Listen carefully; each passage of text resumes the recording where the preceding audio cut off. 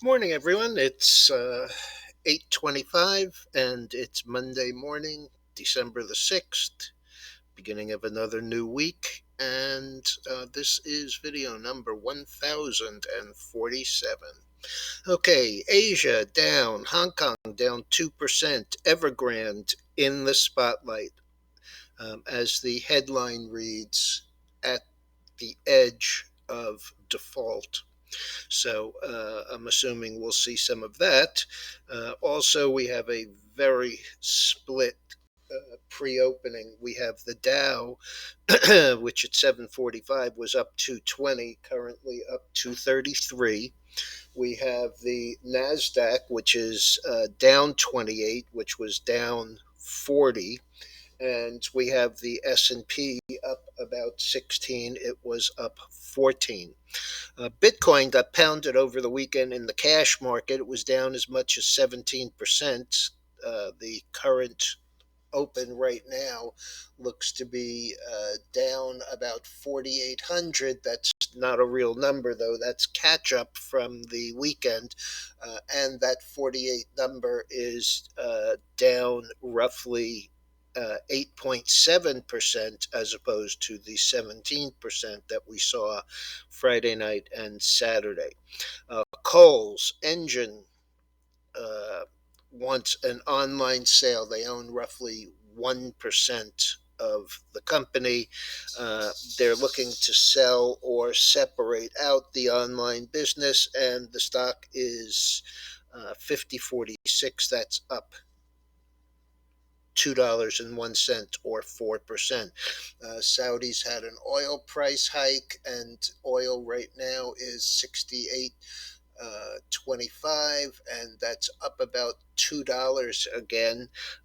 There's also a huge oil conference in Houston. This is the first time it's been here in the United States since 1987.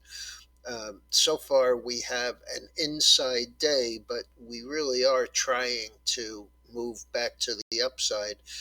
I warned you about the reversal in here based on the ranginess of the market, and we did get down as low as 62.43 on Thursday.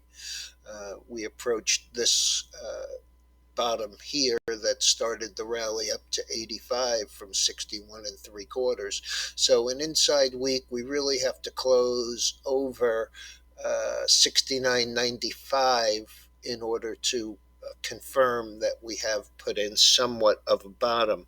I also want to mention that Sharif Suki of Tellurian is going to be on Fast Money tonight, also from that same conference. Everybody is there. AMGN, Goldman Sachs initiates a buy with a $258 price target. Stock is 204.70, up 226. GCP in a deal to be bought for $32. Last is 30.60, up 358, and that's a cash deal. And Lucid, getting pounded, 40.38, down $6.89 or 15.6%. Got a subpoena. They mentioned in a filing this morning, got a subpoena talking about their projections and statements at the time of their deals. So things might look a little tough for them for a while here. I also want to mention that even though the futures are up, both the S&P and the Dow, I want to just give you a statistic from last week because I think it's very telling. Last week on the NYSE, there were 104 new highs. There were also 488 new lows, so almost 5 to 1. And over on the NASDAQ, we had 198 new highs and 1,182 new lows. So over 5 to 1, closer to 6 to 1. And I think a real problem for this market. I can't stress enough that unless you're in the couple of big winners, you're doing poorly here. The gold, by the way, is down 5. It too needs a little bit of sideways to up action in order to confirm that it too is putting in a bottom here around this 1760. That was Dennis's original pullback price, and he did catch this move from 1760 all the way up to 1875, which was substantial. And although we didn't play the downside here, we were stopped out in here, and we've again tested that 1860 low, 1862.20, and started up.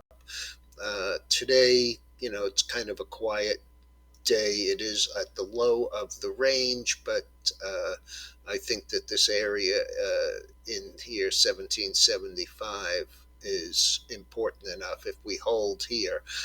The low close, of course, was this 1762.70 when we were down 21 on Thursday. That's about it. As I said, Dow up 216. S&P up 16, and the NASDAQ is down 44. Have a good morning. Be careful out there, folks. It's tough.